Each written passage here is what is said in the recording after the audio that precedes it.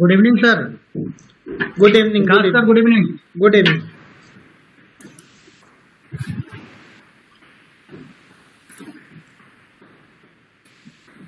प्राचार्य जी से बात हुई थी उपेंद्र सर? नहीं सर, आपकी बात हुई थी कि नहीं? हाँ बात हुई थी, उस समय घोरावल में थे वो एक कार्यक्रम में। अच्छा हाँ सर, आज वो चीफ गेस्ट बन के गए हुए हैं ना सर? हाँ तो सर ज्वाइन कर पाएंगे? मैं कंफर्म कर ले रहा हूँ विकास सर। हाँ कंफर्म करके पूछ लीजिए, नहीं हम लोग स्टार्ट कराया जाए फिर जुड़ेंगे सर। हाँ बस मैं कंफर्म करके आपको इन्फॉर्म कर।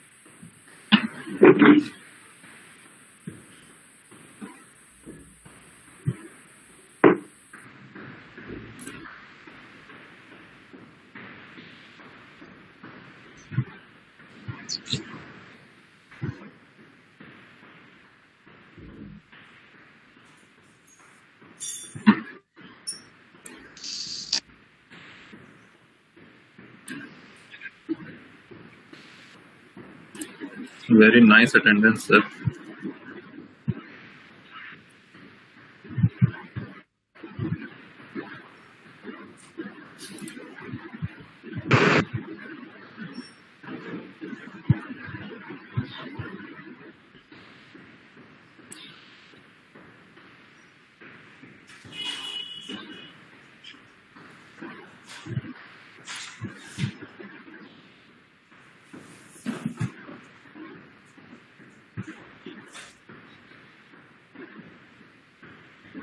निहारिका सिंह को मना करिए प्रेजेंट करने से।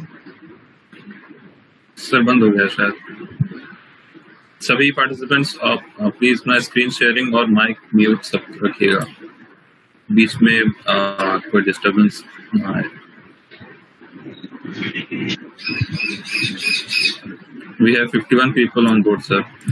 Plus okay 50 plus 53. प्राचार्य सर की कंफर्मेशन आ जाए तो फिर according to that we can do. Yes, sir, definitely.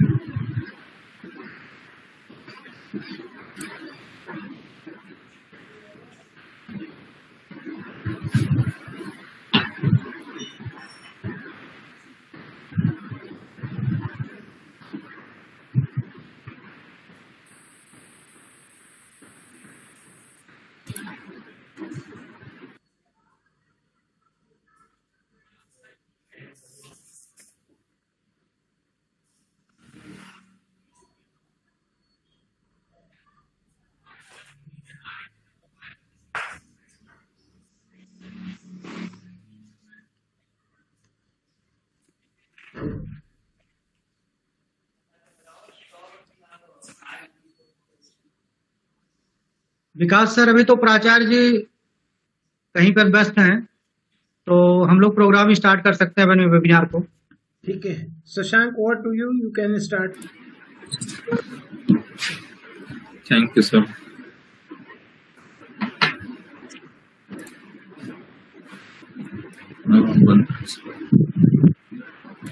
Yeah. Welcome everyone. I Shashank Prakash Srivastav welcome you all. सबसे पहले आज के हमारे convener mister Upendra Kumar sir, NSS program officer Obra PG college, sir आपका बहुत बहुत स्वागत है आज के इस प्रोग्राम में। I also welcome Dr. Vikas Kumar sir, financial education resource person SEBI, sir आपका भी आज के प्रोग्राम में बहुत बहुत स्वागत है। I also welcome all the guests to the Global Money Week, first live webinar on financial literacy and role of regulator for UG and PG students of Ogra PG College. This program has been organized in association with Securities and Exchange Board of India, SEBI, and Ogra PG College.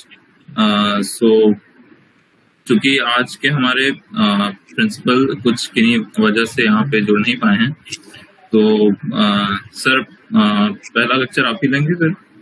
Yes या आप welcome कर लीजिए sir को।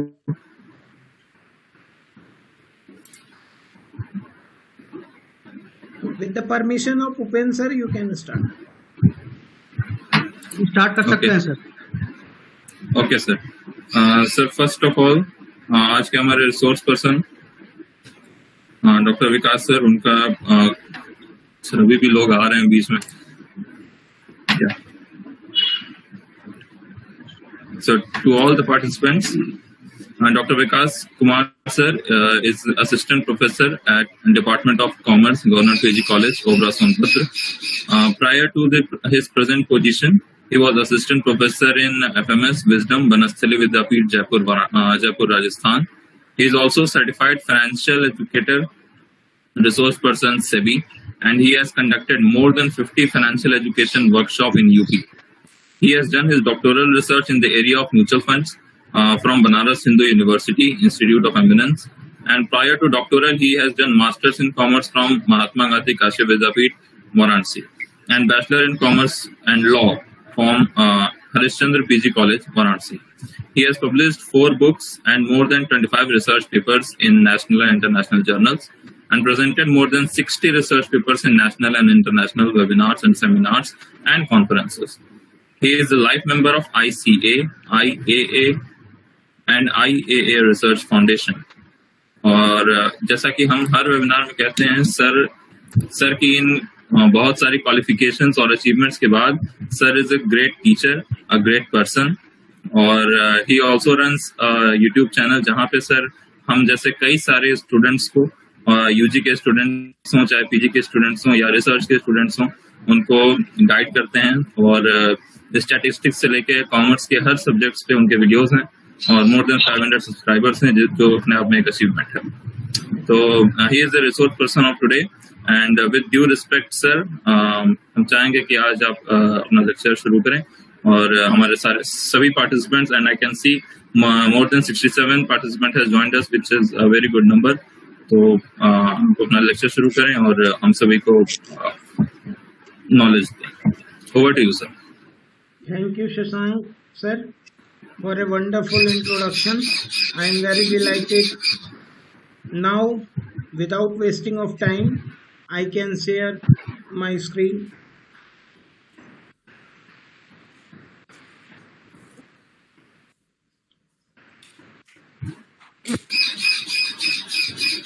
My screen is visible to everyone? Not yet, sir. Not sir. Not yet? Yes, sir, it's visible now. No sir, no, अभी नहीं आ रहा, not yet. Sir एक बार फिर ट्राई कीजिए, वो लिख के चला गया।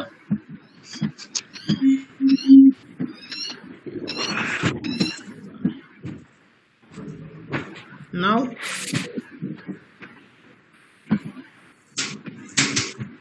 No sir. Okay.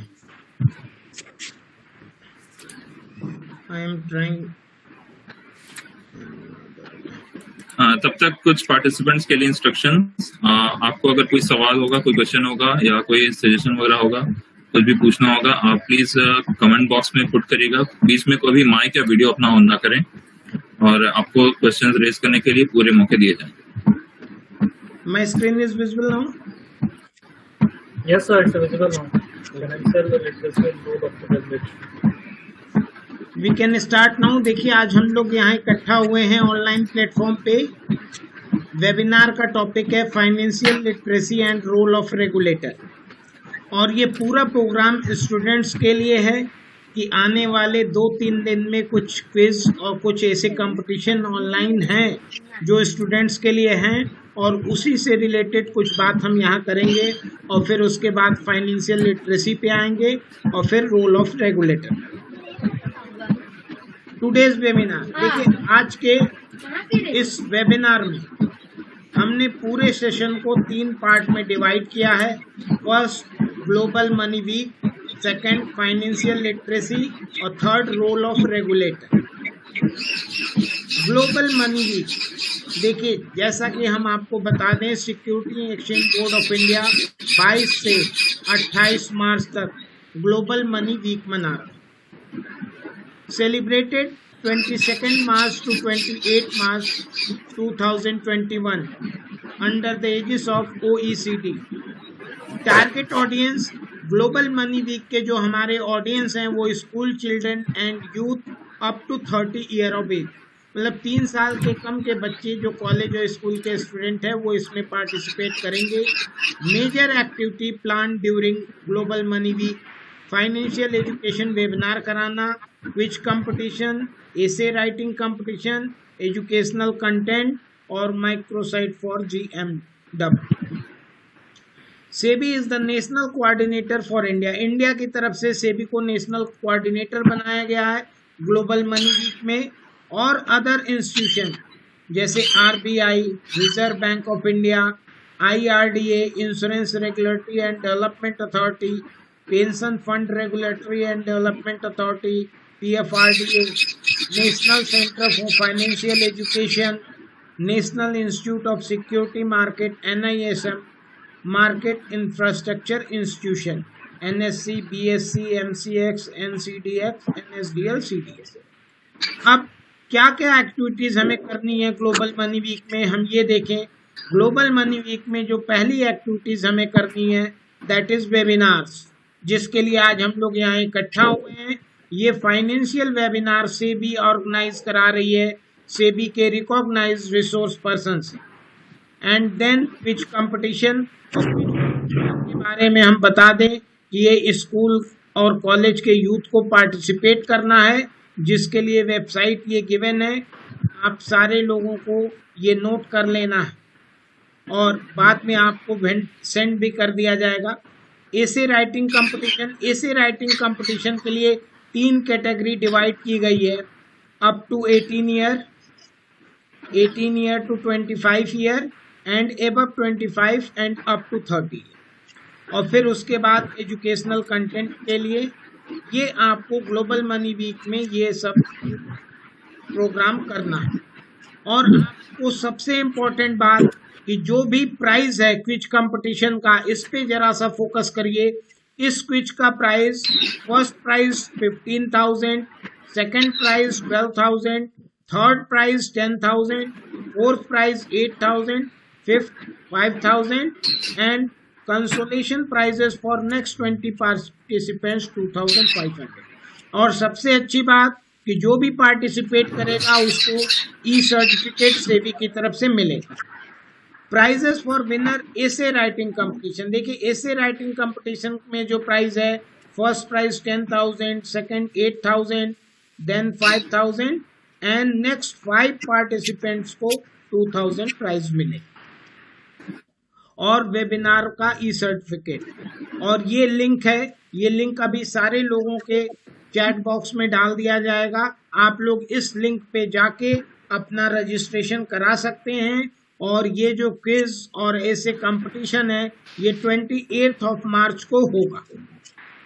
अब ये पहला टॉपिक ग्लोबल मनी वीक जिसके बारे में हमें डिस्कशन करना था वो हमने किया। सेकंड जो मेरा आज डिस्कशन का पॉइंट है दैट इज फाइनेंशियल लिटरेसी। और जो भी क्विज होगा या जो भी ऐसे राइटिंग होगा ये उसी के बारे में हम डिस्कस कर रहे हैं। और अगर ये सारी स्लाइड स्टूडेंट्स ध्यान से देखेंगे तो निश्चित रूप में सोनभद्र डिस्ट्रिक्ट के लिए वो कोई न कोई पुरस्कार लेके आएंगे, मुझे पूरा विश्वास है।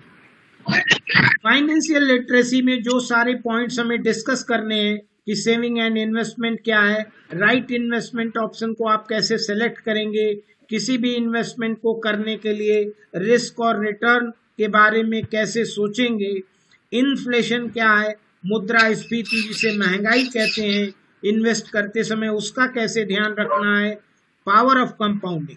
पावर ऑफ कंपाउंडिंग मीन्स ये इंटरेस्ट, कंपाउंड इंटरेस्ट का एक पार्ट है कि जब भी आप लॉन्ग टर्म के लिए इन्वेस्टमेंट करते हैं आपको पावर ऑफ कंपाउंडिंग का बेनिफिट मिलता है।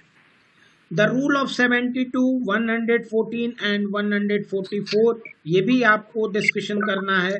Ponzi scheme, Ponzi scheme means ऐसी स्कीम जिसमें ज्यादा लालच देके आपसे इन्वेस्टमेंट कराया जाता है और फिर वो आपका पैसा लेके भाग जाते हैं। Next investment philosophy.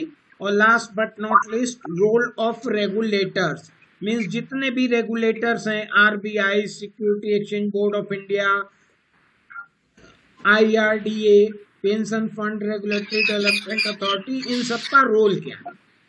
Need of financial literacy. अब देखिए फाइनेंशियल एजुकेशन या फाइनेंशियल लिटरेसी की जो हम बात करते हैं, इसकी जरूरत क्यों? देखिए सबसे आसान काम या सबसे कठिन काम दुनिया में पैसा कमाना है, लेकिन अगर आपके पास नॉलेज नहीं है या अगर आप समझदार नहीं हैं तो उससे भी कठिन काम पैसे को खर्च करना है, और खर्च करना कमाने की तुलना में ज्यादा कठिन काम है, और बचत करना उससे भी कठिन काम। फाइनेंशियल लिटरेसी की जरूरत पड़ी पर्सनल फाइनेंसेस के लिए। पर्सनल फाइनेंस मींस कि आपकी पर्सनल फाइनेंशियल प्लानिंग ऐसी होनी चाहिए कि आपको इनकम कम हो या ज्यादा, मींस आपको जब भी पैसे की जरूरत पड़े आपके पास पैसा उपलब्ध होना चाहिए, किसी दूसरे से मांगने की जरूरत न पड़े। Second, new and complex financial products. देखिए फाइनेंशियल प्रोडक्ट जितने भी आ रहे हैं उसमें बहुत से नए प्रोडक्ट ऐसे आए हैं जो बहुत कॉम्प्लेक्स हैं, मतलब जिसको समझना बहुत ही मुश्किल काम है। पहले ट्रेडिशनल इन्वेस्टमेंट ऑप्शन जो मेरे पास था, बैंक का एफडी, पोस्ट ऑफिस डिपॉजिट, तो ये सारे उतने कॉम्प्लेक्स नहीं थे। जितने नए इन्वेस्टमेंट प्लान आए हैं उसमें कॉम्प्लेक्सिटी या वो बहुत टेढ़े मेढ़े या कठिन होते हैं, उनको समझने के लिए आपको फाइनेंशियल एजुकेशन या फाइनेंशियल लिटरेसी जरूरी है। What is financial planning? अब वन बाय वन हम लोग डिस्कस करेंगे फाइनेंशियल एजुकेशन में। What is financial planning means finance से रिलेटेड प्लान क्या है? ये देखिए फाइनेंशियल प्लानिंग का एक प्रोसेस है। किसी भी पर्सन, किसी भी फैमिली, किसी भी इंस्टीट्यूशन की फाइनेंशियल प्लानिंग करने के पहले गैदर फाइनेंशियल डाटा, मतलब जिस भी व्यक्ति का आप फाइनेंशियल प्लानिंग करना चाहते हैं उसका फाइनेंशियल डाटा आपको जुटाना पड़ेगा। फाइनेंशियल डाटा मींस कि उस पर्सन की कितनी इनकम है, कितना एक्सपेंस है, कितना उसके पास एसेट्स है, कितना लायबिलिटी है, और इसके संग संग कुछ और फैक्टर्स जो फाइनेंशियल डाटा को रिप्रेजेंट करते हैं, जैसे कितनी एज है, कितने पर्सन उसकी इनकम पे डिपेंडेंट है, ये सारी चीजें फाइनेंशियल डाटा आपको कलेक्ट करना होगा। फिर identify goals and risk appetite. उसके बाद उसका गोल क्या है, फ्यूचर में क्या उसकी प्लानिंग है, क्या फाइनेंशियल गोल है, ये देखना पड़ेगा। और रिस्क एपेटाइट मींस उसकी रिस्क लेने की क्षमता क्या है। कई पर्सन ऐसे होते हैं जो रिस्क बहुत ज्यादा लेते हैं, कई लोग रिस्क नहीं ले पाते, तो आपको ये भी जज करना है। उसके बाद थर्ड, आइडेंटिफाई गैप्स। आपको गैप्स आइडेंटिफाई करना है कि गोल्स और रिस्क के बीच में क्या गैप है। फिर prepare a plan to bridge the gap, और जो भी आपको गैप दिखाई देता उसको फिल करने के लिए आप उस गैप को पूरा करने के लिए आपको एक ब्रिज बनाना है प्लान का। फिर उस प्लान को इम्प्लीमेंट करना है और फिर उसको रिव्यू करना है पीरियोडिकली, मींस समय समय पे उसको देखना भी है। अब gathering financial data. Gathering financial data में हमें क्या करना है कि what is source of income and what is it's nature. Income में हम देखेंगे कि उस इनकम का सोर्स क्या है और उसका नेचर क्या है। अगर वो सर्विस करते हैं तो सैलरी है, अगर वो बिजनेस करते हैं तो बिजनेस है, तो सैलरी मंथली मिलती है। बिजनेस की इनकम मंथली भी हो सकती है, एनुअली भी हो सकती है, क्वार्टरली, 6 मंथली। तो आपको इनकम कहाँ से आ रही है, उसका नेचर क्या है, ये समझना है। और फिर हाउ मच मंथली एक्सपेंसेज, कि उनके मंथली एक्सपेंसेज क्या है। और जब आप इनकम और एक्सपेंस को कंपेयर करेंगे तब आपको इनकम और एक्सपेंस को कंपेयर करेंगे तब आपको पता चलेगा कि उनका फाइनेंशियल डाटा कैसा है। अब एक्सरसाइज, आपको फिर एक्सरसाइज क्या करनी, यहाँ चूंकि ये प्रोग्राम स्टूडेंट्स के लिए है तो यहाँ इनकम में एक पार्ट पॉकेट मनी भी रखा गया है कि पॉकेट मनी जो बच्चों को मिलती है वो भी इनकम का पार्ट है। और कई बच्चे पार्ट टाइम असाइनमेंट भी करते हैं, उससे भी इनकम होती है। कुछ प्राइज, जैसे अभी ग्लोबल मनी वीक में अगर आपको प्राइज मिल जाता तो वो भी आपकी इनकम का पार्ट होगा।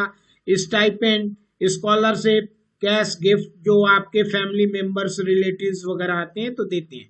तो ये टोटल आप अपने से अपना इनकम चेक कर सकते हैं। और फिर expenses, college fees, party, gift, book, travelling या अदर्स। मींस आप प्रैक्टिस के लिए, एक्सरसाइज के लिए आप अपना मंथली बजट बना सकते हैं और उसी बेसिस पे आपको किसी दूसरे पर्सन का भी मंथली बजट बनाना है। दीज आर द एग्जाम्पल्स, ये उदाहरण के तौर पे बताया गया। Next, identify goals. अब जो भी गोल होता है देखिए वो short term, medium term, long term. अगर यहाँ स्टूडेंट्स के बारे में हम बात करें तो सबका लॉन्ग टर्म गोल क्या है कि नौकरी पाना। Medium term goal, short term goal अलग अलग। शॉर्ट टर्म और मीडियम टर्म गोल जैसे कि मान लीजिए आपका एग्जामिनेशन है उसको अचीव करना। शॉर्ट टर्म में और भी कम कोई सेमिनार है, प्रतियोगिता है उसके लिए।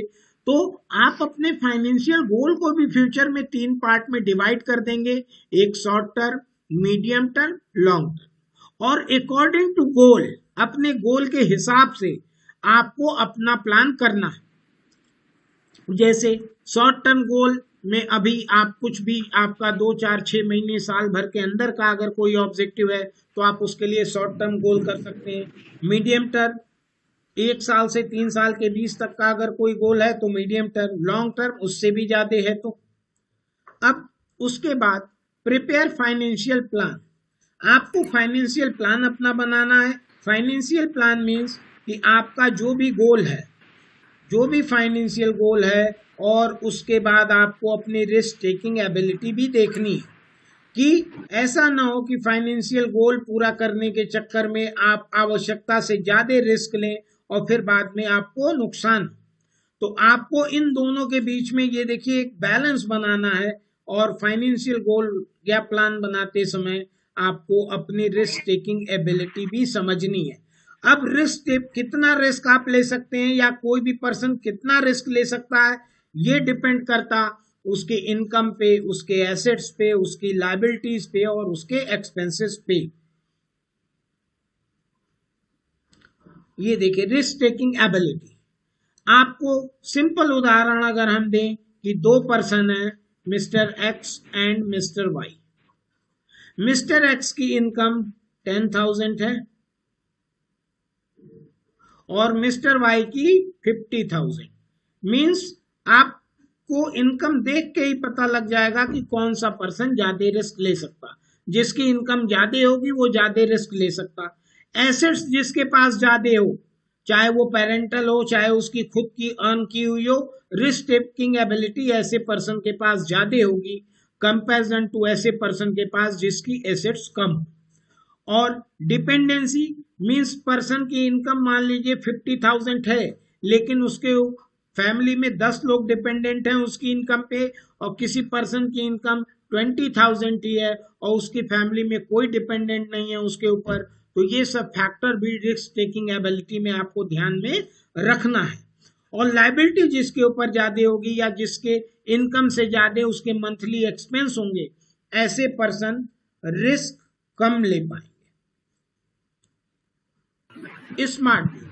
अब देखिए गोल्स की बात होती है लेकिन सिंपल गोल से मेरा काम नहीं चलेगा, हमें स्मार्ट गोल बनाना पड़ेगा। Smart means S for specific, M for measurable, A for achievable, R for realistic and T for time bound. Means आप जो भी गोल बनाए आपका गोल स्पेसिफिक होना चाहिए। ऐसा नहीं आप सारे लोग स्टूडेंट हैं, आपको अभी से डिसाइड करना होगा अपना गोल कि आपको आईएएस बनना, पीसीएस बनना, डिग्री कॉलेज में प्रोफेसर बनना, इंटर कॉलेज में लेक्चरर बनना। आपका गोल स्पेसिफिक होना चाहिए।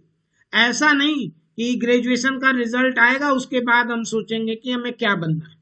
मीन्स रिजल्ट अच्छा आ गया तो कुछ और बनेंगे, खराब आ गया तो कुछ और।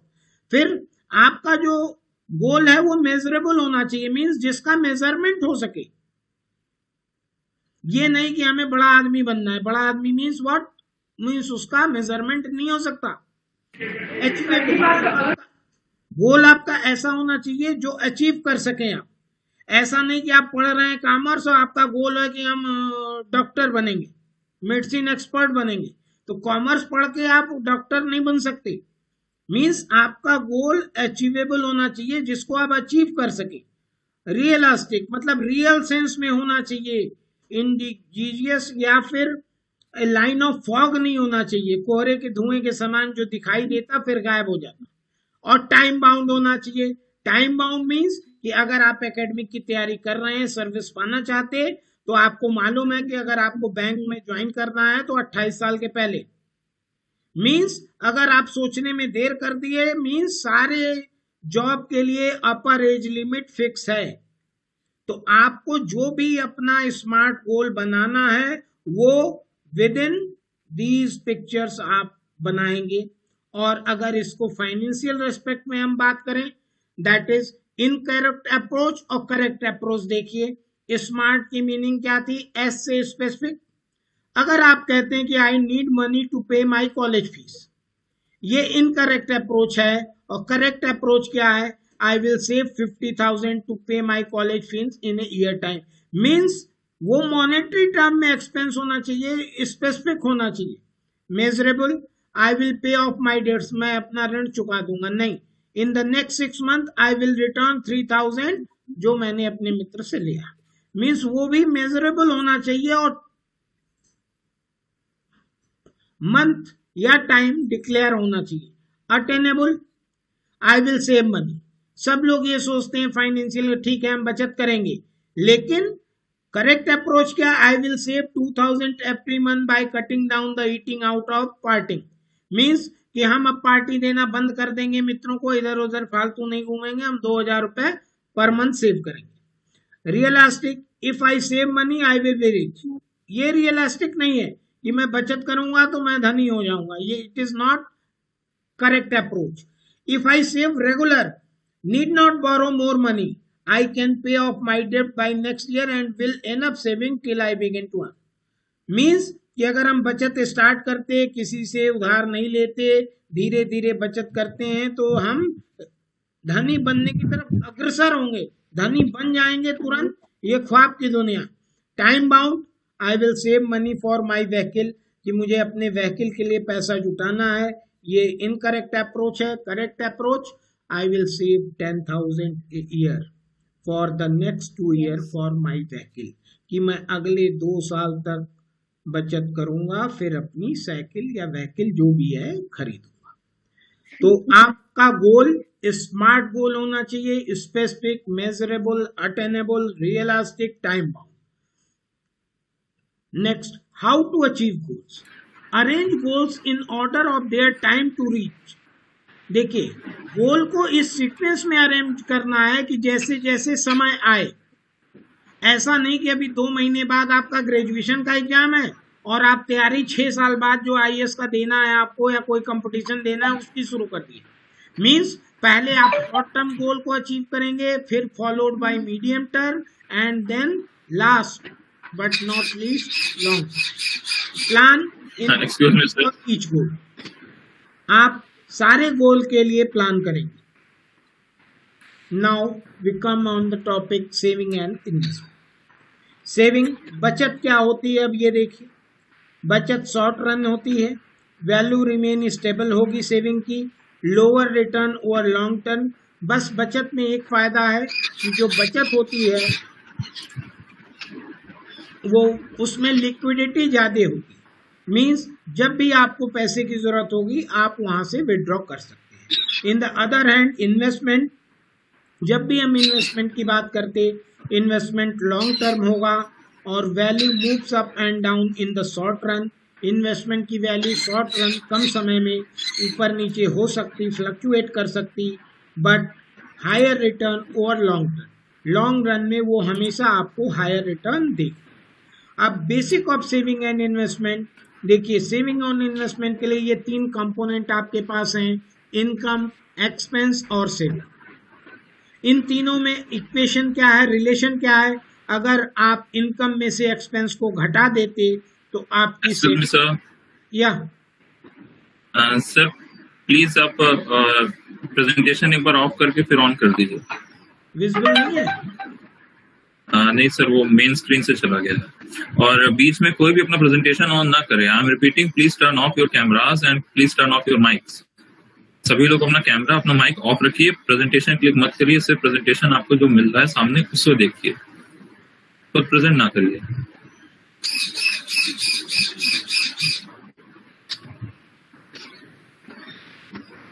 सर विजिबल था पर मेन स्क्रीन से नहीं था। Yes, yes. Now visible? Yes, sir. अभी भी कुछ लोगों के कैमरास ऑन है, please turn off the cameras. Rajkumar Jaiswal ji, Rupa Dubey ji, Shivanshu ji, सभी लोग कैमरास ऑफ रखिए। My screen is visible, Shashank, sir? Yes sir, yes sir. Okay. Everything is clear. Now we are discussing what is relation between income, expense and saving. Income minus expense equal to saving. देखिए simple सा concept अगर हम आपको बताएं कि अगर मेरी income 100 rupees है और हम 90 उसमें से एक्सपेंस कर दे रहे हैं तो 10 रुपीज मेरी सेविंग हो गई। अब अगर हम सेविंग को अपने बढ़ाना चाहते हैं, हम चाहते हैं कि मेरी सेविंग बढ़े, तो हमारे पास दो रास्ता है, दैट इज 100 इनकम बढ़ाएंगे या दूसरा रास्ता है कि हम अपने एक्सपेंस को घटाएंगे। इन दोनों रास्तों में से एक आसान रास्ता है एक्सपेंस को घटाने का। एक्सपेंस घटाने के लिए कि जैसा कि हमने पहले डिस्कस किया, हमें मंथली बजट बनाना होगा और बजट में हमें अपने एक्सपेंसेस को क्लियर कट लिखना होगा कि कौन कौन से एक्सपेंस हम कर रहे हैं, और एक्सपेंसेस की एक लिस्ट बना के उसमें हमें देखना होगा कि कौन कौन से एक्सपेंस मेरे नेसेसरी हैं और कौन कौन से अननेसेसरी हैं, और फिर बाद में जो अननेसेसरी एक्सपेंसेस हैं उस पर आपको कंट्रोल करना होगा। देखिए ये एक साइकिल है। अगर आप अपना एक्सपेंस कम करते हैं, जैसे ही आप अपना एक्सपेंस कम करेंगे आप अपनी सेविंग बढ़ाएंगे, और वो सेविंग फिर आप इन्वेस्टमेंट करेंगे और उस इन्वेस्टमेंट पे आपको रिटर्न मिलेगा, तो फिर आपकी इनकम बढ़ेगी, और इनकम जब बढ़ेगी तो फिर सेविंग फिर बढ़ेगी, और ये एक साइकिल है। एक बार अगर आपने इसमें कर लिया तो बार बार आप सेविंग और इन्वेस्टमेंट करते रहेंगे। मेरा आपको सजेशन है, saving is not a compulsory, it is not a obligation, saving is a habit. जिसको ये आदत लगेगी वही कर पाएगा, ठीक है। तो आप सबसे मेरी रिक्वेस्ट है कि अभी से ही थोड़ा थोड़ा पैसा सेव करना स्टार्ट कर दीजिए। और saving is not depends upon income, saving income पे डिपेंड नहीं होती। कम इनकम वाला भी सेव कर सकता और ज्यादा इनकम वाला भी सेव नहीं कर सकता। अब ये दूसरा इक्वेशन देखिए मेरा, income minus saving equal to expense. Income minus saving means आप सबसे पहले अपना सेविंग फिक्स कर लें और आप अपनी इनकम में से पहले सेविंग को हटा दें, फिर जो भी पैसा बचता है आप उसको खर्च कर दें। अब देखिए फर्स्ट इक्वेशन और सेकंड इक्वेशन में क्या डिफरेंस है। फर्स्ट इक्वेशन जो है ये फॉरेन कल्चर है और सेकंड इक्वेशन इंडियन कल्चर है। इंडियन फार्मर जो है वो जितना भी कल्टीवेशन या फार्मिंग करता है उसमें से नेक्स्ट ईयर के लिए पहले सेव कर देता सीड्स के लिए, और बचा हुआ जो क्रॉप्स होता उसको कंज्यूम करता या सेल करता। Third one is expense plus saving equal to income, कि आपको पता चल गया कि एक्सपेंस आपके कंपल्सरी हैं, सेविंग आपको करना है, तो इनकम।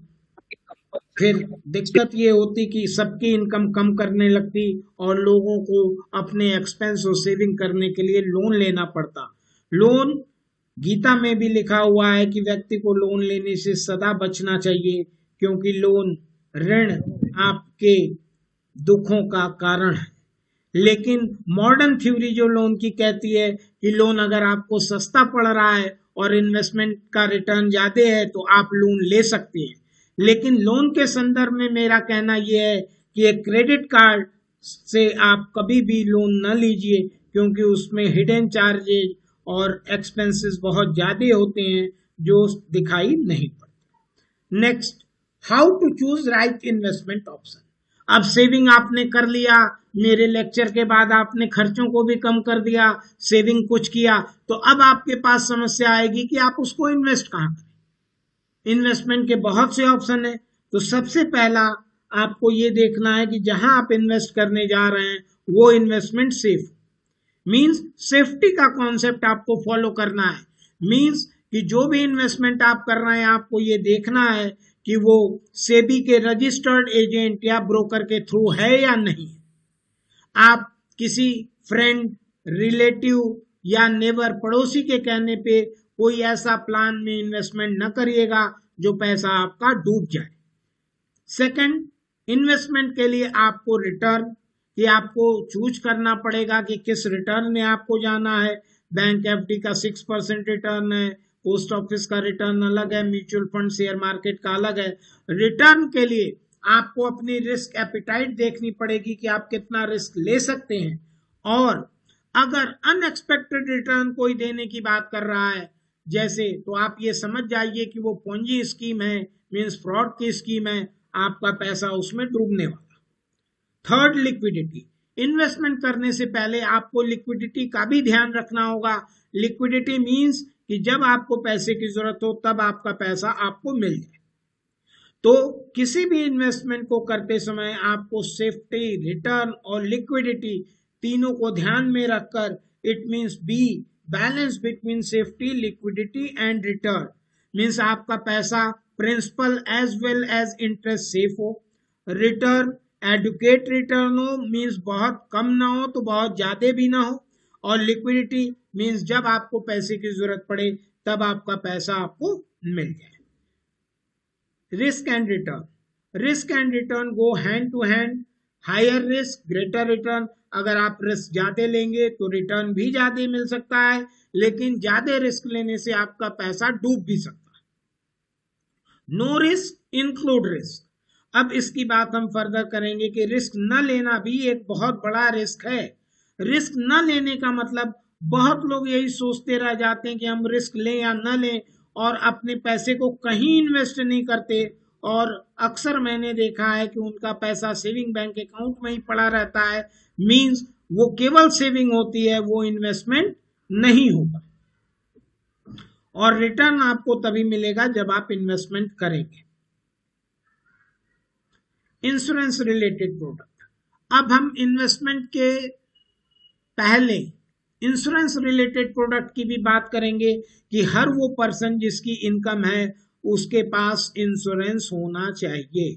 और लास्ट 1 ईयर से हम लोग कोरोना क्लैमिटी के बीच से गुजर रहे हैं, और ये वेबिनार भी इसलिए ऑनलाइन कराया जा रहा है कि stay home stay safe. Insurance के Dharmendra Kumar, please turn off your screen sharing. और इंश्योरेंस के रेस्पेक्ट में हमें 2 बात कहनी है कि जिसकी भी इनकम है सबके पास हेल्थ इंश्योरेंस होना चाहिए, और इंश्योरेंस के नाम पे एक टर्म इंश्योरेंस सबके पास अवश्य होना चाहिए। और डिफरेंट टाइप के इंश्योरेंस प्रोडक्ट हैं।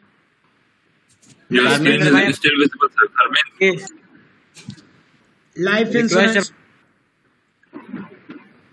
Term Manoj Vishwakarma, please, annuities, pension plan, ULIPs.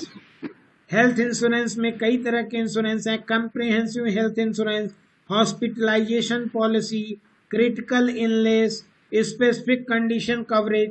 तो आप सबसे मेरी यही रिक्वेस्ट है कि इन सारे इंश्योरेंस प्रोडक्ट में अगर इनकम मेंबर आपके घर के हों तो 2 इंश्योरेंस, एक हेल्थ इंश्योरेंस होना चाहिए सबके पास और एक टर्म लाइफ। ये 2 प्लान इनकम मेंबर का जरूर होना चाहिए।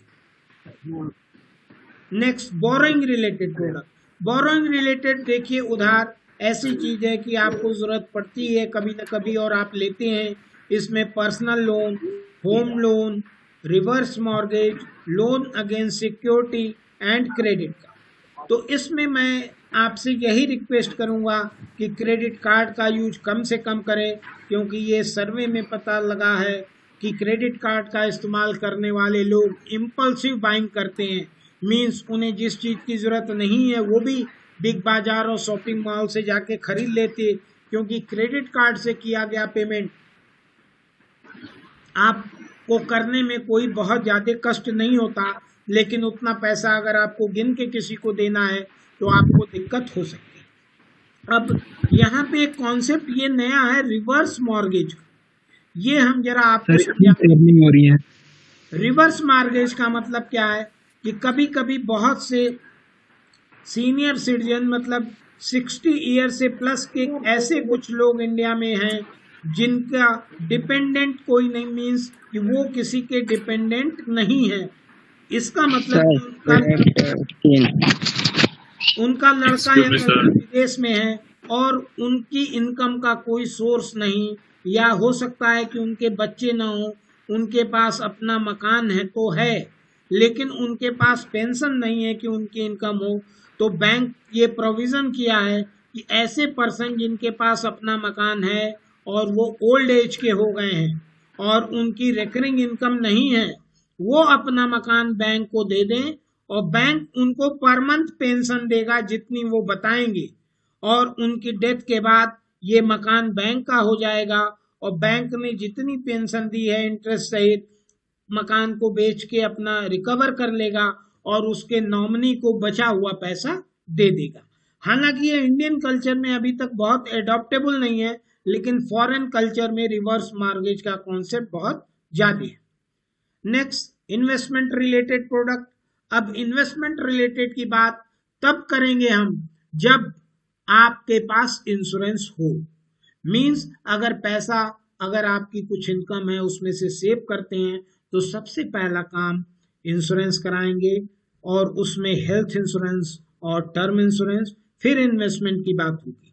और जब हम इन्वेस्टमेंट पे आते हैं तो दो तरीके के इन्वेस्टमेंट एवेन्यूज या प्रोडक्ट हमें दिखते हैं। पहला फिक्स रिटर्न और दूसरा return based upon market. Fix return का मतलब हम बैंक में एफडी कराएं या पोस्ट ऑफिस में डिपॉजिट कराएं, वहां से फिक्स रिटर्न मिलेगा। और रिटर्न बेस्ड अपॉन मार्केट का मतलब हम share market, capital market, mutual fund की इक्विटी स्कीम में अगर जाते हैं तो वहां हमें बेस्ड रिटर्न अपॉन मार्केट। तो ये दोनों रिटर्न में आपको करने के पहले ये ध्यान रखना है कि आपको शॉर्ट रन के लिए अगर पैसा इन्वेस्ट करना है तब आप यहाँ जाएं। शॉर्ट रन मीन्स कम समय के लिए, और लंबे समय तक के लिए जाना है तो सर आपका स्क्रीन शेयर नहीं हो रहा है तो रुक करके थोड़ा सा स्क्रीन शेयर कर लीजिए। अच्छा, थैंक यू।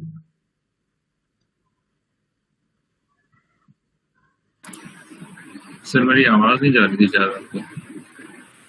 अच्छा, नहीं आपकी आवाज नहीं आ रही थी। हाँ,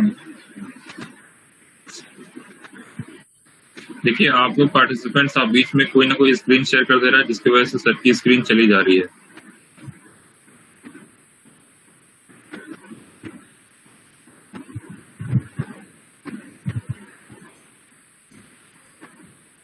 अभी बहुत से लोग यूज टू नहीं है गूगल मीट के, इसलिए ऐसा हो रहा है, और मोबाइल से यूज करने में ऐसा होता है कभी। Now my screen is visible. Yes sir. Thank you, thank you. Now come on the topic purchasing financial product. अब देखिए, जो भी इन्वेस्टमेंट या फाइनेंशियल प्रोडक्ट आप परचेज करेंगे तो उसमें आपको पहली बात ध्यान रखनी है कि रजिस्ट्रेशन विथ रेगुलेटर और a body approved by regulator. Means जिस भी एजेंट या ब्रोकर से आप फाइनेंशियल प्रोडक्ट परचेज कर रहे हैं उसका रजिस्ट्रेशन रेगुलेटर के यहाँ होना जरूरी है, या स्टॉक एक्सचेंज में या एमपी में या सेबी में वो रजिस्टर्ड होना चाहिए। Step to become security market investor. अगर आप सिक्योरिटी मार्केट के इन्वेस्टर बनना चाहते तो आपको केवाईसी का नॉर्म्स पूरा करना पड़ेगा। केवाईसी के लिए आपका पैन कार्ड होना चाहिए, पर्सनल आइडेंटिफिकेशन प्रूफ होना चाहिए, एड्रेस प्रूफ होना चाहिए, demat account and trading account required for equity investing, और for investing in mutual fund demat is optional. Means आपके पास ट्रेडिंग अकाउंट और डीमैट अकाउंट होना चाहिए और उसके लिए आपको केवाईसी कराना होगा। अब रिस्क मैट्रिक्स में आते हैं। शॉर्ट टर्म और लॉन्ग टर्म की यहाँ बात हो रही है। शॉर्ट रन का मतलब है कि अगर आपको कुछ दिन या बहुत ही कम समय के लिए पैसा कहीं इन्वेस्ट करना है तो रिस्क क्या होगा, और लंबे या ज्यादा समय के लिए अगर आपको इन्वेस्ट करना हो तो क्या होगा। और हाई रिस्क और लो रिस्क, ये देखिए इक्विटी एंड इक्विटी। अगर आप शेयर या शेयर से रिलेटेड इन्वेस्टमेंट में जाते हैं और कम समय है तो आपको रिस्क ज्यादा है, लेकिन अगर आप डेब्ट फिक्स्ड इंस्ट्रूमेंट में जाते हैं, मींस अगर आप पोस्ट ऑफिस और बैंक के इन्वेस्टमेंट में गए एफडी में, तो कम रिस्क होगा, लेकिन ये शॉर्ट रन के लिए केवल, मींस अगर कम समय के लिए आपको पैसा लगाना है तो कम रिस्क है डेब्ट और डेब्ट रिलेटेड प्रोडक्ट, मींस जहां इंटरेस्ट आपको फिक्स मिलता। लेकिन अगर आपको ज्यादा समय के लिए पैसा लगाना है, तो ज्यादा समय के लिए पैसा लगाना है अगर आपको, तो आपको ये देखिए लो रिस्क किसमें है, इक्विटी एंड इक्विटी में, और अगर लंबे समय के लिए आप एफडी वगैरह करते हैं तो उसमें रिस्क ज्यादा है। मींस आपको सबसे पहले ये डिसाइड करना है कि आपको पैसा कम समय के लिए लगाना है या ज्यादा समय के लिए। अगर कम समय के लिए पैसा लगाना है तो आपके लिए ये डेब्ट बेटर है, मींस एफडी, और अगर ज्यादा समय के लिए लगाना है तो आपके लिए बेटर क्या है, इक्विटी, क्योंकि इक्विटी में कम समय में रिस्क ज्यादा है और ज्यादा समय के लिए आप लगाएंगे तो रिस्क कम है। अब इन्फ्लेशन का मतलब महंगाई होता है, और 2008 में इसके ऊपर एक फिल्म बनी थी और गाना भी बहुत फेमस हुआ था कि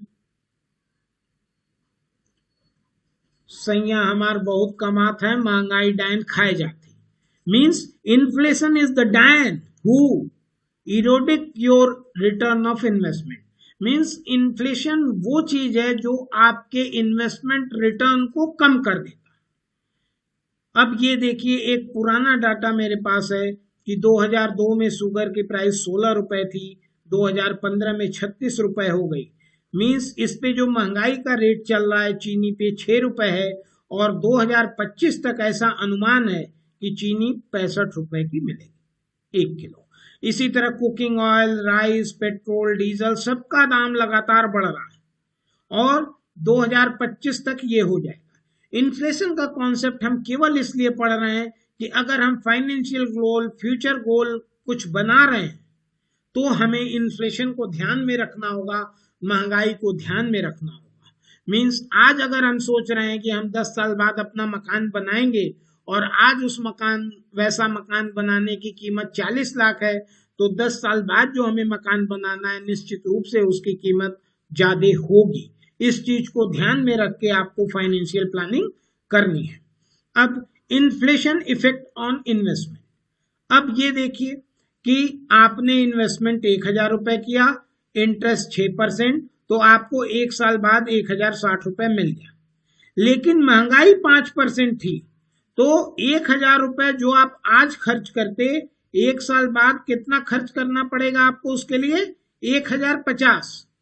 मींस इंटरेस्ट तो आपको 60 रुपए मिला, लेकिन महंगाई कितनी बढ़ गई, 50 रुपए। यहीं पे एक कॉन्सेप्ट आपको डेवलप करना है, वो कॉन्सेप्ट है रियल रिटर्न।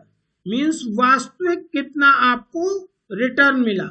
मींस 60 में से अगर हम 50 माइनस करें तो रियल रिटर्न 10, या जिसको हम परसेंटेज के टर्म में 1% कह सकते हैं। मींस 6% यहाँ, 5% महंगाई बढ़ गई, तो वास्तव में रिटर्न हमको मिला 1%।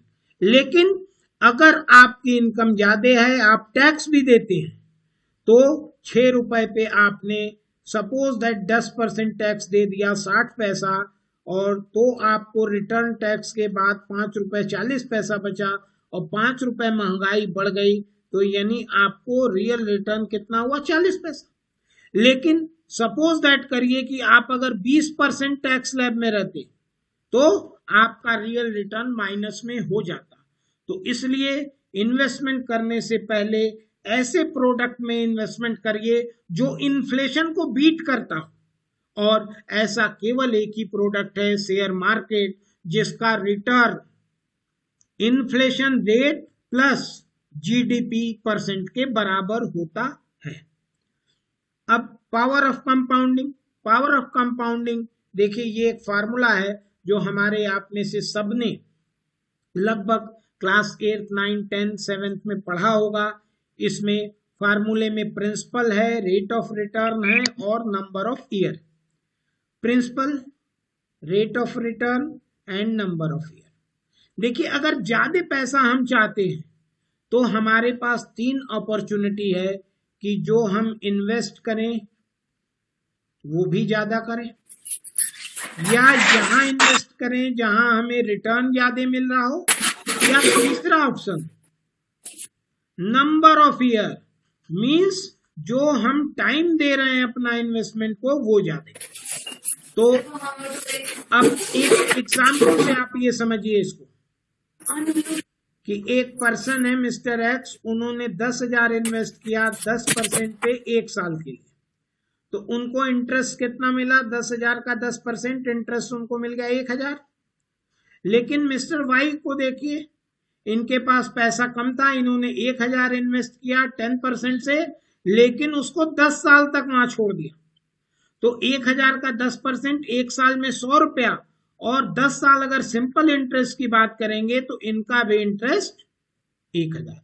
अब अंतर क्या था कि ये 10,000 लगाए 1 साल के लिए और ये 1,000 लगाए 10 साल के लिए। मींस मेरे कहने का ये है कि आप कम पैसा भी लगा के नंबर ऑफ ईयर ज्यादा साल के लिए अगर इन्वेस्टमेंट करें तो आपको रिटर्न ज्यादा मिल सकता है। मींस 3 चीजों में, प्रिंसिपल, रिटर्न और नंबर ऑफ ईयर में सबसे इंपॉर्टेंट नंबर ऑफ ईयर। अब ये देखिए एक पावर ऑफ कंपाउंडिंग को 8th वंडर, 8वां आश्चर्य भी कहते हैं। ये सिंपल इंटरेस्ट और कंपाउंड इंटरेस्ट का एक कंपैरिजन है कि 1 लाख रुपया एक आदमी इन्वेस्ट किया 10% से सिंपल इंटरेस्ट पे, तो 30 साल बाद उसका 4 लाख हुआ। लेकिन वहीं दूसरा आदमी 10% से 1 लाख इन्वेस्ट किया कंपाउंड इंटरेस्ट से, तो इसका 30 साल बाद 17,44,940 रुपए 30 पैसा। मीन्स सिंपल इंटरेस्ट से आप कर रहे हैं तो वही वैल्यू 4 लाख हो रही है, और कंपाउंड इंटरेस्ट से कर रहे हैं तो 17 लाख। इट मीन्स कि अगर आप लॉन्ग टर्म के लिए इन्वेस्टमेंट करते हैं तो power of compounding, compound interest का आपको बेनिफिट मिलता है, और आपका जो रिटर्न है बहुत तेजी से बढ़ता है। The rule of 72, rule of 72 में आप ये देखिए कि by rule of 72 you can see 72, आपको ये संख्या याद रखनी है। हाँ सर, फिर से स्क्रीन शेयर बंद हो गया आपका। कोई बात नहीं, हम फिर लगा रहे हैं। सर स्क्रीन शेयर बंद हो गया सर, फिर से करिए सर। एकदम कर रहे हैं, एकदम कर रहे हैं।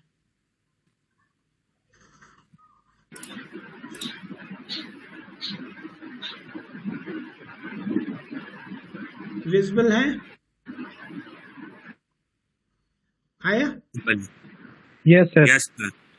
Thank you.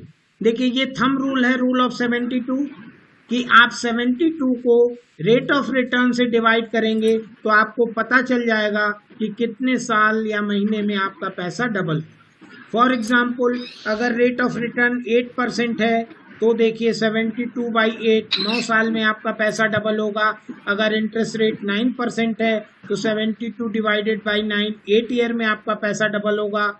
अगर इंटरेस्ट रेट 12% है तो 6 साल में, 18% है तो 4 साल। ये थंब रूल है और ये आपको ध्यान में रखना है।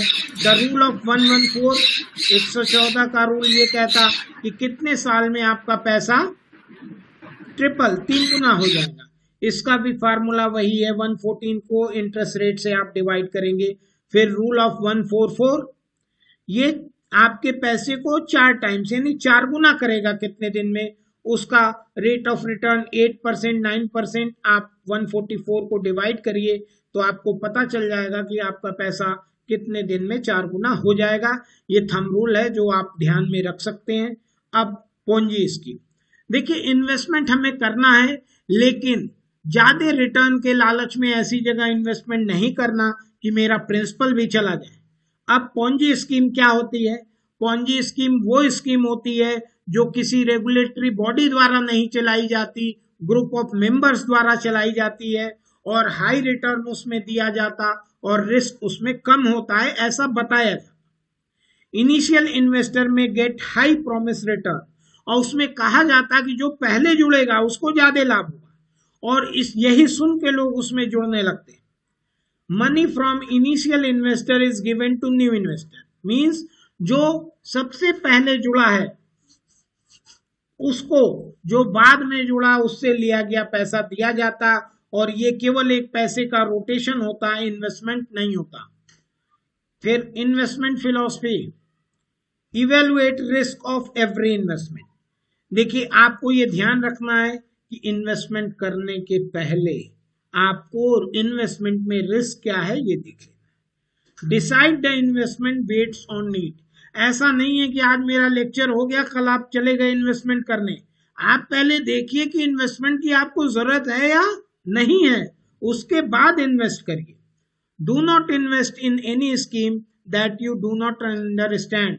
अगर कोई भी स्कीम आपको नहीं समझ में आ रही है तो आप उसमें इन्वेस्ट मत करिए। Do not invest on trust, मतलब किसी के विश्वास में आके, मीन्स आपके कोई रिलेटिव कह रहे हैं या पड़ोसी कह रहे हैं, उनके विश्वास में आके आपको कुछ भी इन्वेस्टमेंट नहीं करना है। Everything backed up by document, और डॉक्यूमेंट आपको दिखे कि वो रजिस्टर्ड डीलर है, रजिस्टर्ड एजेंट है, रजिस्टर्ड ब्रोकर है तभी।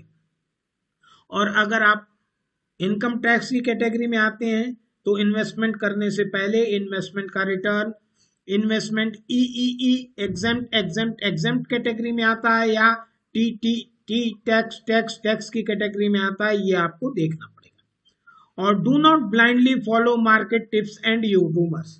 अब मार्केट टिप्स और रूमर्स पे न जाए, मीन्स कोई आके आपसे कह दिया कि आज शेयर मार्केट बढ़ने वाला है या यहाँ पैसा लगा दो, सब लोग वहीं लगा रहे हैं।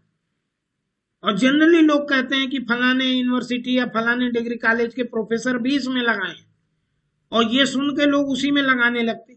ऐसा नहीं है कि प्रोफेसरों का पैसा नहीं डूबता। तो आपको सिंपल स्टेप लेना है, मार्केट टिप्स और रूमर्स में जाके इन्वेस्टमेंट नहीं करना। और सबसे आश्चर्य की बात, लोगों को पता चल जाता है कि कॉमर्स के प्रोफेसर वहां इन्वेस्ट कर रहे हैं तो वो भी शुरू कर देते हैं, जबकि ऐसा नहीं होना चाहिए, क्योंकि मैं जानता हूं कॉमर्स के प्रोफेसरों का भी पैसा डूबता है। Do not follow scheme where you may protect the interest but lose the principal. आप ऐसे किसी भी स्कीम को फॉलो न करिए जिसमें आपको इंटरेस्ट तो मिलता रहे लेकिन आपका प्रिंसिपल ही डूब जाए। ऐसी बहुत सी स्कीम लोग निकालते हैं कि आपसे 1 लाख रुपए जमा करा दिया 15% इंटरेस्ट पे, आपको 3 या 4 साल इंटरेस्ट एकदम टाइमली देगा। मींस 1 लाख का 15%, 15 हजार 4 साल दिया, 60,000 दिया, और उसके बाद वो गायब हो जाएगा। मींस कि आपको इंटरेस्ट तो रेगुलर और टाइमली मिला लेकिन आपका प्रिंसिपल ही चला गया। Invest with knowledge after understanding the product well. Invest तभी करिए जब उस प्रोडक्ट को आप अच्छी तरह से समझ लें। अब देखिए, ये जो मेरा डिस्कशन था 3 पॉइंट पे था। एक ग्लोबल मनी वीक, दूसरा फाइनेंशियल लिटरेसी, और तीसरा रेगुलेटर्स एंड देयर रोल या रोल ऑफ द रेगुलेटर्स। अब who regulates what, why regulation, how regulator works, ये हमें देखना है। अब इसमें ये आपको ध्यान रखना है कि बैंकिंग का रेगुलेटर कौन है, reserve bank of India. Security market का रेगुलेटर कौन है, security and exchange board of India. Insurance का रेगुलेटर कौन है, insurance regulatory and development authority. Pension fund का रेगुलेटर कौन है, pension fund regulatory development authority.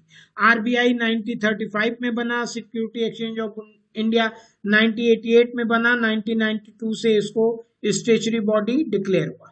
अब देखिए आरबीआई क्या करता, आरबीआई क्या रेगुलेट करता, आरबीआई मॉनेटरी मैनेजमेंट करता, मींस मनी का मैनेजमेंट करता, क्रेडिट कंट्रोल करता, इशू ऑफ करेंसी नोट का निर्गमन करता, बैंकर ऑफ द गवर्नमेंट, सरकारी कामों में वो बैंकर का रोल करता, डेप्ट मैनेजर टू गवर्नमेंट, कि गवर्नमेंट को जब पैसे की जरूरत हो आरबीआई से लेती है, बैंकर टू बैंक, बैंक का बैंक है RBI, regulator of the banking system, पूरे इंडियन बैंकिंग सिस्टम का वो रेगुलेटर है, मैनेजर ऑफ फॉरेन एक्सचेंज, विदेशी मुद्रा का भी वो मैनेजर है, regulator and supervisor of the payment and settlement system.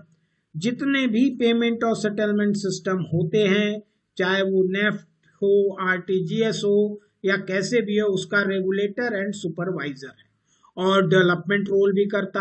आपको ये ध्यान रखना होगा कि जो भी रेगुलेटर का रोल करता उसी की रिस्पॉन्सिबिलिटी होती है डेवलपमेंट रोल, क्योंकि जितना अच्छा रेगुलेशन होगा उतना ही अच्छा डेवलपमेंट होगा। अगर आप रेगुलेशन ठीक से करते हैं तो डेवलपमेंट होगा। Unbiased regulation is the symbol of development of any institution, any country. Insurance regulatory and development authority, ये देखिए IRDA, ये to protect the interest of the holder of insurance policy, जिसने भी इंश्योरेंस पॉलिसी ली है उसका interest कौन protect करता? IRDA। To regulate and develop the insurance industry, IRDA किसको रेगुलेट और डेवलप करता? इंश्योरेंस इंडस्ट्री को, और उसकी वेबसाइट ये है। IRDA के बाद next pension fund regulatory and development authority of India, to regulate development the pension fund industry of the country, 2001 में फॉर्म हुआ था। इसकी वेबसाइट ये है। न्यू पेंशन स्कीम को फॉलो और कंट्रोल यही करता। Last but not least, security and exchange board of India 1992 में स्टेचुरी बॉडी के रूप में काम करना शुरू किया, इस्टेब्लिश 1988 में हुआ था। और इसका काम क्या है? Investor education. देखिए आज जो हम लोग कर रहे हैं क्या है? Financial education. और सेबी ने ऐसा क्यों किया इन्वेस्टर को एजुकेट करने के लिए?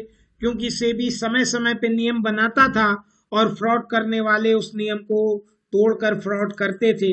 तो सेबी को ये लगा कि जो इन्वेस्टर है मेरे, हम उन्हीं इन्वेस्टर को एजुकेट कर दें, उनको समझा दें कि किसी ऐसी जगह इन्वेस्ट मत करिए जो रजिस्टर्ड एजेंट या ब्रोकर के थ्रू ना हो। इन्वेस्टर को असिस्टेंस देता है, इन्वेस्टर वेबसाइट बनाया है, वर्कशॉप सेमिनार करा रहा है, education through mass media. Investor awareness education के लिए security and exchange board of India ये काम कर रहा है। Financial education through resource person, जैसे आज आपका ये प्रोग्राम रिसोर्स पर्सन से भी के थ्रू है, थ्रू एसोसिएशन विथ NISM के थ्रू भी ये करता, NGO के थ्रू भी करता, and directly with various school and college. सारे स्कूल कॉलेज जो डायरेक्ट सेबी को अप्रोच करेंगे वहां भी financial education program security exchange board करता है। और ग्रीवांस रेड्रेसल बाय सेबी ने अपना एक कंप्लेन सिस्टम बनाया है। आप गूगल पे जाके देख सकते हैं। इस कोर्स आप टाइप करेंगे, इस कोर्स का full form SEBI complaint redressal system means अगर आपकी पड़ोसी किसी की भी कंप्लेन नहीं सुनी जा रही तो आप सेबी में कंप्लेन करके उसका फीडबैक आप लेते रहेंगे, आपको नोटिस या समय समय पे इंफॉर्मेशन आती रहेगी। वाई रेगुलेशन क्यों जरूरी है? रेगुलेशन होने से ये पब्लिक ट्रस्ट, विश्वास बढ़ता है लोगों का। और an independent regulator would means, why regulation? Independent regulator क्या करता? बेटर एंड इफिशिएंट वर्किंग, अच्छा काम करता। Increase confidence among the people, regulation बढ़िया होगा, आपको पता चलेगा कि आपका पैसा नहीं डूबेगा या जो भी फ्रॉड करेगा उसको सजा मिलेगी, आपका पैसा सिक्योर्ड है, तो कॉन्फिडेंस बढ़ेगा पब्लिक के बीच में। और better redressal of grievances related issue, अगर आपकी कोई कंप्लेन है उसको तुरंत सुनवाई हो जाती तो इंडिपेंडेंट रेगुलेटर ये सब आपको परफॉर्म करते हैं। How regulator work? रेगुलेटर कैसे काम करते? कोई भी statutory body special act parliament से पास करके सेबी को बनाया गया और उसको स्पेशल पावर दिया गया कि वो किसी को भी लाइसेंस और रजिस्ट्रेशन कर सकता। Make regulation to achieve the mandate, कुछ भी अचीव करने के लिए रेगुलेशन बना सकता। और enforce the regulation so made, और जो भी रेगुलेशन बनाया है उसको अचीव करने के लिए इन्फोर्स कर सकता। कंक्लूजन में क्या है? रेगुलेटर्स आर नीडेड, रेगुलेशन की जरूरत है। Regulators for strict enforcement, regulator को स्ट्रिक्ट मतलब कड़ा होना पड़ेगा। Equal treatment to all as per law, और एज पर लॉ को सभी को बराबर ट्रीटमेंट देना होगा फॉर इफिशिएंसी एंड इफेक्टिवनेस के संग। एट द एंड, सोचकर, समझकर, इन्वेस्ट कर, पढ़कर, देखकर, साइन कर। और किसी की कोई क्वेरी या क्वेश्चन हो, और बाकी ये जो क्विज और कंपटीशन का है हम उपेंद्र सर को दे देंगे, आप उनसे लेके वेबसाइट पे। और now session is open for question answer.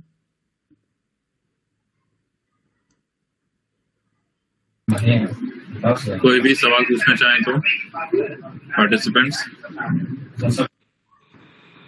Comment box में काफी क्वेश्चंस आए थे। Hello sir, Abhishek on the side. I just wanted to ask like आप अपना पैसा कहाँ इन्वेस्ट करते हो सर? हम यस सर। ये बहुत कॉन्फिडेंशियल है सर, पब्लिक प्लेटफॉर्म पे ऐसे न पूछिए, आप हमें पर्सनल करिए, मेल या फोन। सर बता दीजिए सर, ऐसा ना करिए सर। नहीं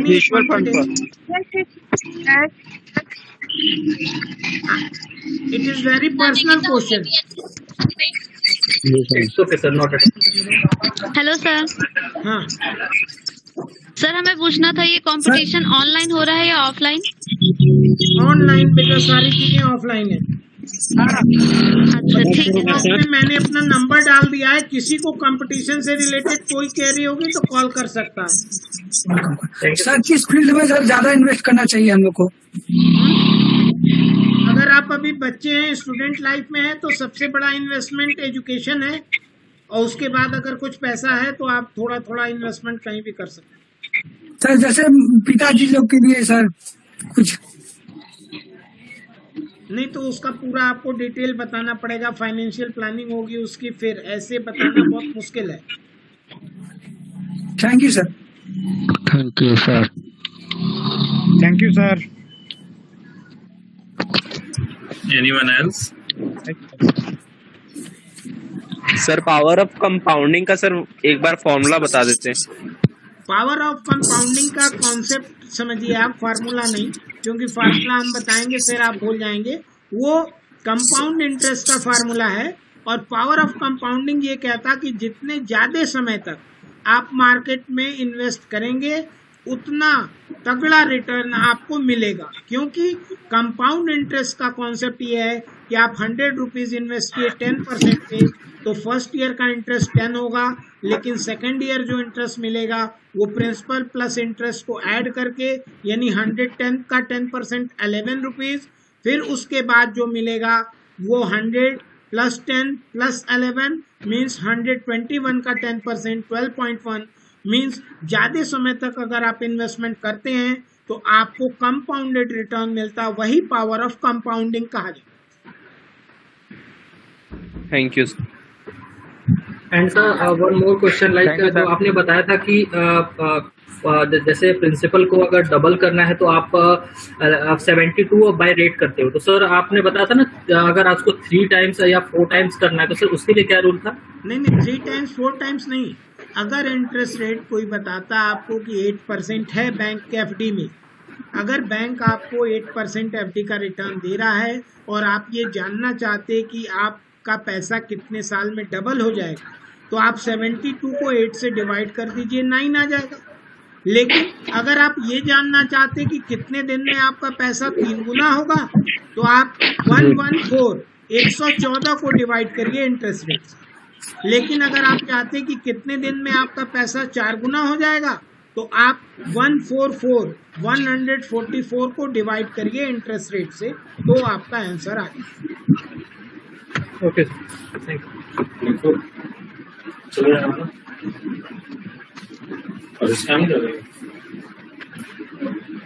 किसी और का कुछ question?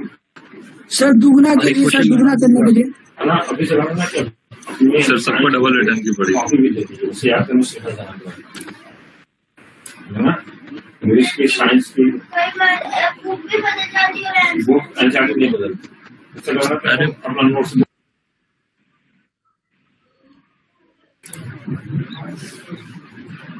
Sir can you hear me? Yes question answer session end करें। Any question for any students? हाँ सर एक क्वेश्चन। हाँ बताएं। एलपी करना अच्छा रहेगा कि एसआईपी में कि एफडी? अगर आप लॉन्ग टर्म के लिए कर रहे हैं और मार्केट के फ्लक्चुएशन का एडवांटेज लेना चाहते हैं तो आप एसआईपी में इन्वेस्टमेंट कर सकते हैं। सर डबल करने के लिए क्या फार्मूला बताए थे सर? नहीं, डबल करने का फार्मूला नहीं है वो फार्मूला केवल ये है कि आप जानना चाहते हैं कि आपका पैसा कितने साल में डबल हो जाएगा, डबल करने का Yes, sir. फार्मूला तो किसी के पास है ही नहीं, ठीक है। Yes sir. अगर वो फार्मूला मेरे पास जी रहता सर, तो जी। फिर क्या बात थी। तो आप अगर ये जानना चाहते हैं कि डबल कितने दिन में होगा, तो 72 डिवाइडेड बाई इंटरेस्ट रेट। अगर इंटरेस्ट रेट आपका 12% है तो 72 को 12 से डिवाइड करिए, 72 को 12 से डिवाइड करेंगे 6 आएगा, मीन्स 6 साल में आपका पैसा डबल हो जाएगा। और अगर डबल करना है तो आप सर के पास जमा कर सकते हो, सर 25 दिन में पैसा डबल कर देते हैं। नहीं ऐसा कुछ नहीं है। स्कीम है क्या सर? ऐसा स्कीम चलता भी तो कुछ नहीं होता। ऐसी कोई स्कीम अगर आपको ओके सर, हम आपके पास करेंगे। तो वो पॉन्जी स्कीम है। 25 दिन में पैसा double sir. Anyone else? Sir, can I ask question out of syllabus? Out of this topic. syllabus? Out of this topic. From Upendra sir? हाँ sir. No, sir, from you. Sir, from you. हाँ बताएं। Sir, I want to know that how can we improve our economy after being a student? Being a Is it student? Sir, देखिए, economic को तो develop हम कहीं भी कुछ खरीदते हैं तो वो जीडीपी में काउंट होता है। आप जितना ज्यादा से ज्यादा सेव करेंगे, कंज्यूम करेंगे, वो इकोनॉमी डेवलप हो रही है। इकोनॉमिक को डेवलप कौन नहीं करता? जो कुछ भी न खरीदे, कुछ बचत न करे, कुछ इनकम न करे। no, sir, nowadays, after Corona, how can we improve our economy? ये तो बड़ा मुश्किल प्रश्न है। Sir, wouldn't, sir, something? What? Repeat it. Sir ये अभी हो सकता है या होगा, मतलब इम्प्रूव होने के चांसेस सर कितने हैं? मतलब हम मतलब सर अभी तो हम लोग उतने मतलब बड़े नहीं हुए हैं कि इकोनॉमी को सुधार सके, और सर हम तो साइंस के स्टूडेंट हैं तो नहीं उतना बेटा, थोड़ा कम है मेरी। जो बड़े हो गए हैं वो भी नहीं सुधार पा रहे हैं, ठीक है। तो इकोनॉमी को सुधारना हमारे आपके इंडिविजुअल के हाथ में नहीं है। इकोनॉमी का जो टॉपिक है, देखिए इकोनॉमिक्स में हम माइक्रो और मैक्रो दो प्रिंसिपल पढ़ते हैं। Macro means as a whole, और उसमें इंडिविजुअल पर्सन कुछ नहीं कर सकता। हाँ, आप इकोनॉमिक में अपना कंट्रीब्यूशन दे सकते। कंट्रीब्यूशन कैसे? कि आप ज्यादा इनकम करें, ज्यादा कंजम्पशन करें, ज्यादा सेविंग करें, बस दैट्स ऑल। और रही बात इकोनॉमी आगे कैसी रहेगी, तो be positive, think positive, do positive. आने वाले समय में इकोनॉमी बहुत अच्छी होगी। Thank you sir.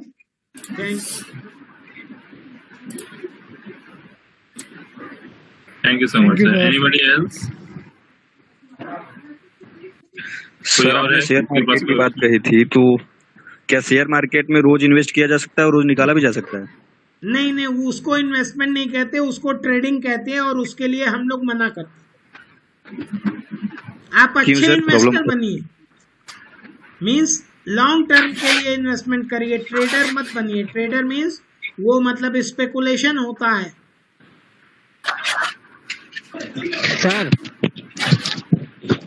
Sir long term कितना तक कर सकते हैं?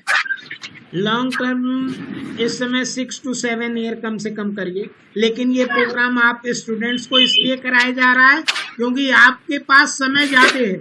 अभी आपकी एज 18, 19, 20, 21 होगी, तो आपके पास बहुत लंबा समय है अभी। क्योंकि अगर हम लोग इन्वेस्टमेंट करें तो हम लोग 40, 42, 45 के हो गए, तो रिटायर होते होते 15-20 साल हम लोग के पास बचा है। लेकिन ये प्रोग्राम से भी आपको क्यों करा रही है, यंग पर्सन को, एनर्जेटिक इनलाइटेड माइंड को, कि अभी से भी थोड़ा थोड़ा इन्वेस्टमेंट आप लोग स्टार्ट कर देंगे तो आप लोग जब तक रिटायर होंगे एक अच्छा इन्वेस्टमेंट आपके पास इकट्ठा हो जाए। सर कितना तक कर सकते हैं कम से कम मिनिमम में? आप अपनी इनकम को देख लीजिए, अपने एक्सपेंस को देख लीजिए जितना हो, लेकिन लोन लेके इन्वेस्टमेंट मत करिएगा, ये मेरी सलाह है। जी सर। उतना पैसा कहाँ से लेके आएंगे सर जी?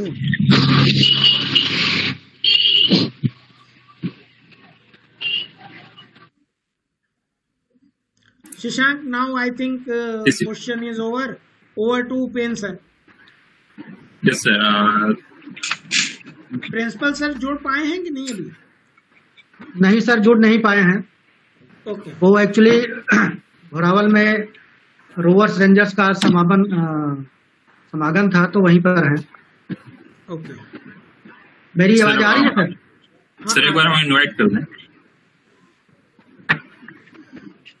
मेरी आवाज आ रही है सर? Hello hello. हाँ सर, हाँ सर, आपकी आवाज आ रही है sir. Yes sir. Global money week जो कि 22 मार्च से 28 मार्च तक मनाया जाना है, के उपलक्ष्य में आज हमारे महाविद्यालय, राजकीय स्नातकोत्तर महाविद्यालय ओबरा सोनभद्र में विषय financial literacy and role of regulator पर वेबिनार आयोजित किया गया, जिसकी अध्यक्षता महाविद्यालय के प्राचार्य जी को करना था, लेकिन किसी कारणवश वो नहीं कर पाए।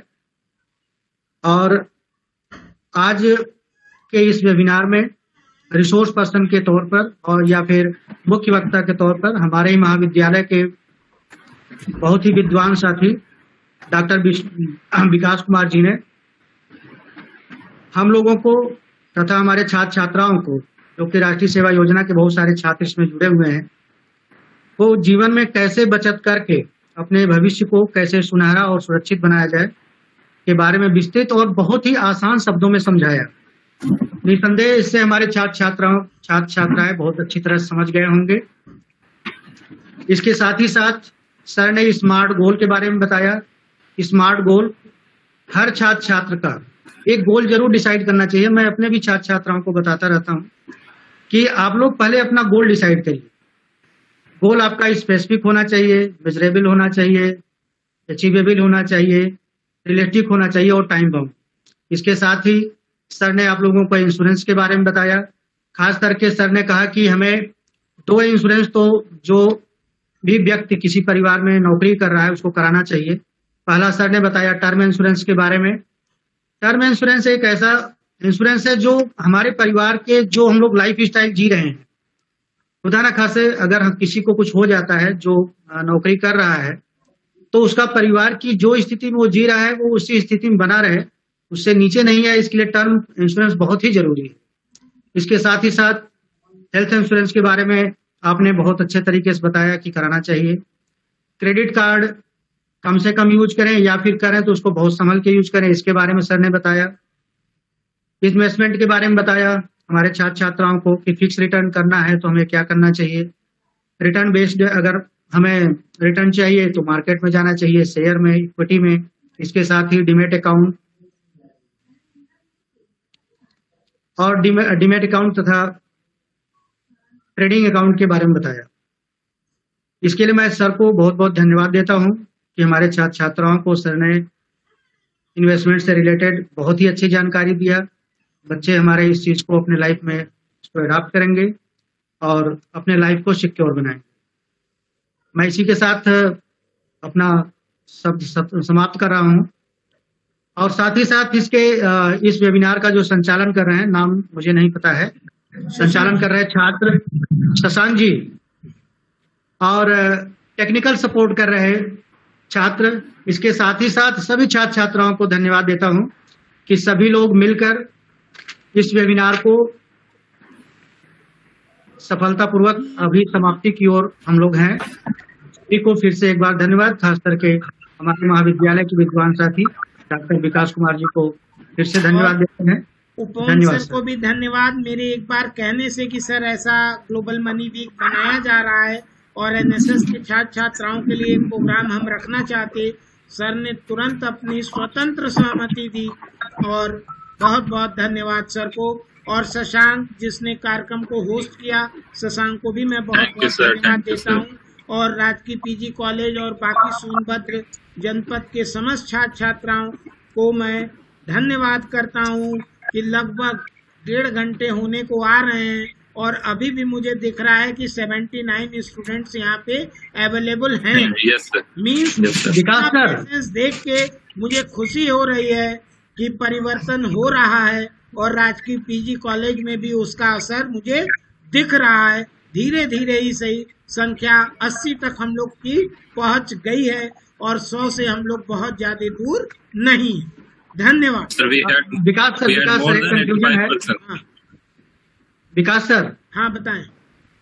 जो सर ये ग्लोबल वीक जो 22 से 28 मार्च तक चल रहा है, हाँ, इसमें जो आपने बताया कि क्विज और ऐसे होना है, वो हम बड़ा उसके बारे में हमको लग रहा है कि व्हाट्सएप कर दे रहे हैं, डिटेल हम आपको व्हाट्सएप कर दे रहे हैं, उस लिंक पे बच्चे जाके रजिस्ट्रेशन करा। Okay sir, thank you. ठीक ठीक, धन्यवाद। Thank you. Thank you, sir. Thank you, Upendu sir. Thank you, Vikas sir. Thank you, everyone. Thank you sir. Thank you. आप